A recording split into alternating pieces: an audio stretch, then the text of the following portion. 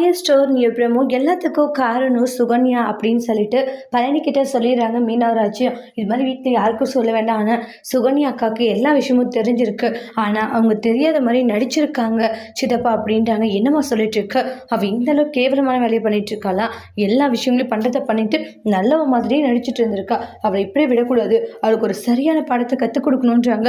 இல்லை வேண்டாம் நான் சொல்கிறத கேளுங்க சித்தப்பான்றாங்க. இல்லைம்மா அவளை இந்த முறை நான் விட்டுறதா இல்லைன்றாங்க. ஒவ்வொரு முறையும் அவளை போனா போட்டுன்னு விட்டு வைக்கிறதுனால தான் இந்த அளவுக்கான ஒரு வேலைகளை பண்ணிட்டு இருக்கா, அவளுக்கு இனி இருக்கு அப்படின்னு சொல்லிட்டு ரொம்ப கோபம் சுகன்யா சுகன்யான்னு கத்துறாங்க. என்ன பிரச்சனை உங்களுக்கு, ஏன் கத்துறீங்கன்றாங்க. அப்புறம் மீனராஜியை பார்த்ததும் ரொம்ப நல்லவங்க மாதிரி என்னங்க என்ன ஆச்சுன்றாங்க. அப்பா என்னமா நடிக்கிறாங்க அப்படின்ற மாதிரி தான் மீனாவும் பார்க்குறாங்க. அப்புறமா கோவம் வந்து பழனி வந்து சுகன்யாவுடைய கண்ணத்திலே பல ஆறு எடுத்து விடுறாங்க. சுகன்யா எதுக்கு நடிச்சுங்க அப்படின்னு கோவப்படுறாங்க.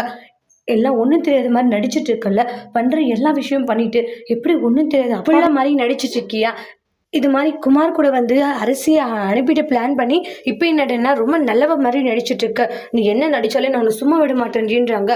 நானும் போனா போட்டேன்னு பார்த்தா ரொம்ப தான் திமிரு வேலை பண்ணிக்கிட்டு இருக்கேன், நான் ஏதோ பண்ணல, எனக்கு எல்லாமே தெரியும், அரசியே சொல்லிட்டா அப்படின்வாங்க. ஐயோ இந்த அரசினை இப்படி பிரச்சனையை உருவாக்கி வச்சிருக்கோம் அப்படின்னு சொல்லிட்டு சுகன்யா ரொம்பவே ஷாக் ஆகுறாங்க. சுகன்யா இந்த பிரச்சனையிலேருந்து எப்படி தப்பிக்க போறாங்கன்ட்டு வெயிட் பண்ணி பார்க்கலாம். தேங்க்யூ.